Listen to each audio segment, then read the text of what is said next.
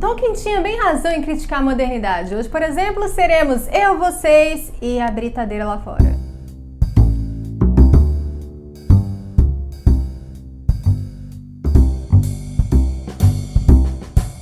Gente, se você gosta de ler Tolkien ou se você tá começando a gostar de ler Tolkien, com certeza você já esbarrou no nome de Humphrey Carpenter. E não é pra pouco, porque foi ele que escreveu aquela que é considerada a biografia oficial, biografia autorizada de J.R.R. Tolkien. Não que outros livros sobre a vida e obra do autor não tenham recebido a bênção da família Tolkien. Em alguns casos elas não receberam mesmo, mas em outros eles até que foram bem solícitos. Mas o Carpenter teve acesso a toda a documentação privada do Tolkien, seus diários, as inúmeras cartas que ele escreveu, das quais pouco mais de 300 foram escolhidas para serem publicadas no famoso As Cartas de J.R.R. Tolkien, que foi organizado pelo Carpenter junto com Christopher Tolkien. Carpenter também pôde conversar com os familiares, amigos, colegas de trabalho e com o próprio Tolkien, que ele conheceu pouco antes dele falecer. Ou seja, uma senhora biografia, não é? Eu pensei em deixar essas considerações pro final, mas vamos arrancar o curativo de uma vez. Eu não gostei desse livro. E agora que sobrevivemos ao apocalipse tolkieniano que pode ser causado por uma opinião insignificante como essa, eu quero explicar por quê. Primeiro, eu esperava uma obra mais robusta, considerando todo o material que o Carpenter teve em mãos e a importância que se dá a essa biografia. Não precisava necessariamente ser maior em termos de tamanho, mas eu esperava mais do que um resumo dos pontos-chave da vida de Tolkien. Tanto que hoje existem livros só sobre esses pontos-chave. Tolkien e os Inklings, o próprio Carpenter escreveu um desses. Tolkien, Oxford, Tolkien na guerra, Tolkien e o catolicismo. Senti falta também de uma maior contextualização, considerando que Tolkien nasceu no final da Era Vitoriana e morreu pouco antes do fim da Guerra do Vietnã, e senti falta de mais da voz do próprio Tolkien e menos das impressões do Carpenter. E aí vem outro ponto. Muitas vezes o Carpenter preencheu essa biografia com impressões, suposições e julgamentos próprios, com ênfase no que, na minha opinião, fez Tolkien parecer um homem completamente deslocado de seu tempo. O que resulta naquela imagem de alguém bastante retrógrado que muitos têm dele. Vamos começar com que essa biografia fala sobre o gosto e as opiniões pessoais de Tolkien. Carpenter vai falar que Tolkien tinha interesses literários bastante restritos, estou parafraseando. E aí parece que ele aplica o currículo de Oxford ao próprio Tolkien. O que eu quero dizer com isso? Na época em que Tolkien estudou e trabalhou em Oxford, existia uma divisão de eixos no curso de inglês. O eixo da filologia estudava textos antigos e medievais, indo até Chaucer no século XV. Chaucer, que é o autor dos Contos de Canterbury e é considerado por alguns como o pai da literatura inglesa. O eixo da literatura, por sua vez, estudava de Chaucer até meados do século XIX. E esses dois lados do curso de inglês não se bicavam. Hoje em dia, isso não acontece entre linguística e literatura, imagina. Tolkien, claro, era do eixo da filologia, é o que ele estudava, era o que ele se interessava. E assim como a filologia em Oxford ia até Chaucer, Carpenter vai dizer que Tolkien também só ia até Chaucer. Assim, quem sou eu pra julgar quem gosta de coisa antiga, considerando que eu só leio coisa de 1960 pra trás e me visto assim? Mas a própria biografia contradiz essa restrição. Em alguns momentos aqui se fala de Tolkien lendo William Morris, George MacDonald. Ele compara o TCBS, que foi o seu primeiro grupo de amigos, à Irmandade Pré-Rafaelita, todos do século XIX. Tem também referência a Jonathan Swift, autor de Gulliver, que é do século XVIII, a um monte de autor infanto-juvenil de 1920 que eu nunca ouvi falar. E Tolkien assistiu Peter Pan, a peça, em 1903 ou foi 1905. E amou um dos melhores dias de sua vida. Também seria da minha. Então, onde está seu Deus agora, Humphrey Carpenter? A importância do imaginário medieval e da antiguidade para a formação da obra do Tolkien é inegável. Até porque era a área de estudo do cara, né? Mas daí a colocá-lo numa bolha e jogar lá no meio da corte do rei Arthur é complicado. E isso marcou os estudos tolkienianos de uma forma que até hoje, se você busca trazer referências mais contemporâneas a ele, muita gente te olha com essa cara. Mas antes a gente tivesse ficado só com as preferências estéticas. Quando eu vejo Carpenter me joga essa bomba. Começa com Tolkien é o que consideraríamos de direita. Ok. Acho que o espectro político é um pouco mais complexo que isso. Aí ele completa: Tolkien não gostava de democracia. O quê? Se der mais 2 passos, ele esbarra no caraquinha da Itália. O pior, no bigodinho da Alemanha. E o parágrafo termina com um negócio sobre feudalismo. Eu pensei, pronto, abriu-se os portões do inferno. Bom, Tolkien disse que a visão política dele tendia cada vez mais para o anarquismo, mas um anarquismo filosófico, no sentido de que ele desaprovava a ideia de um poder institucionalizado, de um poder centralizado. E é por esse mesmo motivo que ele tinha ressalvas com a democracia, porque apesar de ser um poder que emana do povo, é um poder que é concedido para alguém ou para um grupo de pessoas. E como a gente sabe, um dos temas recorrentes do Legendário é como o poder corrompe. A política para Tolkien parecia ser muito mais uma questão filosófica de valores do que de sistemas políticos, direita, esquerda, liberal, conservador. Não tô dizendo que a gente precisa concordar com Tolkien e, sinceramente, ele tá longe de ser um pensador político. Mas isso é bem diferente de jogar na roda que ele é antidemocracia, amante do feudalismo e deixar por isso mesmo. E como eu sei dessas coisas? Porque eu li as cartas. As mesmas cartas que o Carpenter leu e organizou para ser publicada. Outro tópico recorrente da biografia é a importância do catolicismo na vida de J.R.R. Tolkien. Mas o próprio Carpenter vai admitir posteriormente que ele nunca conseguiu conciliar a primeira impressão que ele teve do Tolkien, de um professor caricato de Oxford, com o católico devoto que ele descobriu depois, alguém que teve como tutor legal um padre depois da morte dos pais. Carpenter descreve a relação do Tolkien com a fé católica quase como um lado irracional, supersticioso do autor e com uma justificativa freudiana. Ele vai atestar em vários parágrafos que depois da morte da mãe, Tolkien teria substituído a figura materna pela igreja, já que foi a mãe dele que transmitiu a fé para os filhos, mesmo com a rejeição da família, e ela morre. Essa história vocês já sabem. Mas eu não acho que essa visão do Carpenter se sustente, porque o que a gente encontra implicitamente no Legendário e explicitamente nas cartas e nas conversas com C.S. Lewis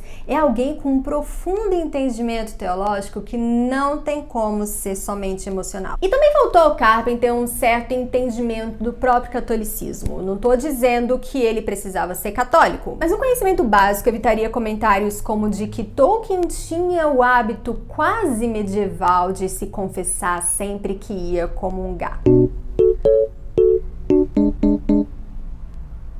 Eu conto, vocês contam. Introdução ao catolicismo, aula número 2. Precisa se confessar para receber a Eucaristia. Carpenter não precisava concordar nem gostar da ideia, mas não é como se Tolkien tivesse tirado isso da cabeça dele. Existe sim uma diferença entre a frequência recomendada antes e depois do Concílio Vaticano II, que foi um concílio ecumênico que discutiu como seria o diálogo da igreja com os fiéis na era moderna. Mas Tolkien foi educado na época pré-conciliar e ele viveu a maior parte da vida antes do Concílio Vaticano II, que explica algumas ideias, alguns hábitos que podem parecer rígidos demais, até mesmo para os católicos mais devotos numa época pós-conciliar. Contudo, Carpenter não faz qualquer menção a isso e, de qualquer forma, a confissão fica. Mas nenhum tópico da vida pessoal de Tolkien ocupou tantas páginas desse livro quanto seu casamento. Se você é uma alma romântica, para por aqui, porque Humphrey Carpenter vai destruir a ideia de casamento de contos de fadas Beren e Lúthien de Tolkien e sua esposa Edith. Não tem nada que sugira que ele era violento, abusivo, não é nada disso. Mas o Carpenter vai deixar bem clara a impressão de que Tolkien e Edith eram incompatíveis. E ele insinua que talvez ela tivesse ficado melhor sem se casar com ele. E eu vou dizer pra vocês que teve momentos em que eu fiquei revoltada com John Ronald. E se eu fosse a Edith, eu teria sido completamente infeliz. Mas é muito fácil eu, em 2021, dizer isso, ou o Carpenter, homem nos anos 70, dizer como esse casamento deveria ou não deveria ter sido. Mas... e a Edith, em 1914? O que ela teria dito? Eu não sei. E se o Carpenter sabia, ele não disse. Ele faz várias suposições sobre o que a Edith sentia, o que a Edith pensava, mas como ele não indica suas fontes, a não ser numa lista no final do livro, eu não sei se isso são relatos ou se as fontes são a própria cabeça dele. Mas eu já sei o que vocês estão pensando. Veves, quanto você pagou nesse esfregão pra dar essa passada de pano pro Tolkien? Eu sei que eu brinco de tietar meus autores favoritos, mas Eu não coloco pessoas em pedestais. E, sinceramente, eu acho que uma das únicas coisas que eu tenho em comum com Tolkien é eu gostar da obra de J.R.R. Tolkien. Ou talvez nem isso, já que toda hora ele queria mudar ou revisar alguma coisa, pra mim tá do jeito que tá. Claro, eu admiro a criatividade, o intelecto dele, a convicção na própria fé, mas a gente discorda nos 90%. Só que eu gosto que as coisas sejam justas e que elas sejam claras. E o que me incomodou nessa biografia foi perceber como os fatos parecem ter sido relatados de forma a passar essa imagem do Tolkien como alguém engessado ou mesmo alienado. O que às vezes é usado inclusive para diminuir a obra do Tolkien ou para transmitir má concepções sobre ela. E vocês viram que eu nem precisei ir muito longe para reavaliar essas informações, não citei nada que foi publicado muito posteriormente. Mas assim, eu também não tô acusando o Carpenter de nada, de fabricar dados, de forma alguma. Eu acho que tudo que ele falou são fatos mesmo. Isso é uma questão de como esses fatos foram organizados. E a publicação foi autorizada pela família, então eles devem ter gostado. Pelo menos dessa versão, porque a primeira foi rejeitada. E agora? Você deve estar pensando, o que eu vou fazer com esse livro? Eu só um peso de papel. Brincadeira! Eu gostei muito de tudo relacionado ao amor de Tolkien pela linguagem. Ele era um filólogo no real sentido do termo, alguém que ama as palavras. E em uma passagem bem inspirada, o Carpenter vai dizer que assim como é perfeitamente natural que um musicista queira experimentar criar suas próprias composições, um filólogo, alguém tão apaixonado pelas línguas como Tolkien, iria querer criar suas próprias línguas, o que ele começa a fazer ainda adolescente. E algumas delas são tão completas que a gente pode ter conversas inteiras nelas. Ou gravar vídeos pro YouTube. Não dá ideia, Verônica? E para alguém que passa perfeitamente a imagem do estudioso introvertido, Dark Academia, que não gosta de pessoas, muita gente vai se surpreender com o quão sociável Tolkien era. E Carpenter vai contar algumas anedotas, como quando Tolkien saiu vestido de guerreiro nórdico no meio da rua, ou quando ele ainda estava no colégio, no clube de debate, em que eles deveriam debater em latim, mas como o latim já estava fácil demais para ele, ele resolveu debater em grego. Uma criança comum, como a gente pode ver. E na festa de formatura, os colegas não queriam que ele fosse embora porque Tolkien era a alma da festa. Isso mesmo, Tolkien era mais baladeiro que você. E também era mais atlético. Ele fez parte do time de rugby e não era avesso a atividades físicas, muito pelo contrário. Não são muitos os capítulos só sobre a produção literária do Tolkien, mas aqueles sobre O Senhor dos Anéis são muito bons. Tudo melhora quando Carpenter se limita a narrar os fatos. Isso ele faz muito bem. Que mesmo a gente sabendo que vai haver a publicação, que o livro vai ser um sucesso, a gente fica na tensão. Ainda mais porque Tolkien tinha o hábito de não terminar o que ele começava. Eu até comecei a ficar meio preocupada. E falando nisso, Carpenter faz um retrato bastante humano da insegurança que o Tolkien tinha com relação à própria obra literária. Na filologia ele se garantia, mas quando chegava na literatura, batia aquela dúvida se alguém se interessaria por aquilo que ele gostava de escrever. E aí a gente nota que por mais crítico que ele fosse com absolutamente tudo ao redor dele, ele também era muito crítico consigo mesmo. Daí as constantes revisões e o perfeccionismo. Eu não queria desanimar ninguém com a leitura, também não quero criticar quem gosta do livro, quem não viu problema algum na forma com que Tolkien foi retratado. Eu só acho importante a gente reconhecer que nem todos os fatos foram apresentados com a precisão esperada. Até porque biografias costumam ser tanto dos biógrafos